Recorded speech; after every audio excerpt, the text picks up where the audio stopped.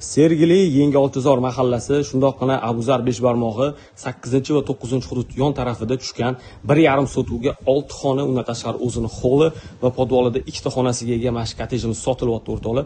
Hovlisida letniy kuxnya, sanuzel, mashina qo'yish uchun joyi ham bor.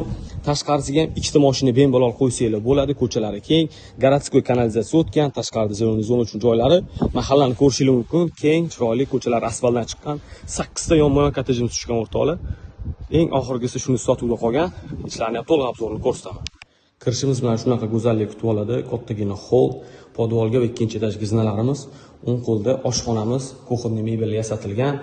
Kattagina kuxnya, bemalol stol qo'yib foydalansanglar bo'ladi. Birinchi etaj uchun mo'ljallangan zal. Patologlar baland, razmeri kattagina, juda ham chiroyli chiqqan proyekt. Bu bo'lsa spalniyimiz, birinchi etaj uchun razmeri kattagina.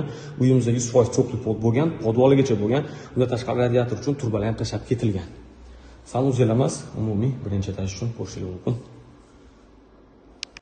Podvalimizni ko'rishingiz mumkin. Razmeri kattagina, patologlari baland, katta romlar qo'yilgan. Podvallarimiz ham cho'qli pod bo'lgan. Bu birinchi xonasi, undan o'tsak ikkinchi xonasi, kotyollarimiz shu yerda joylashgan. Bu yerda ham kattagina razmerda o'zim bitta xonasi ham bor. Ikkinchi etajdamiz o'rtoqlar. Uyimizning dizayniga va interyerlariga alohida e'tibor beringlar. Juda ham chiroyli bo'lgan. Bu zalimiz ikkinchi etaj uchun. Bu bitta spalniyimiz bo'ladi.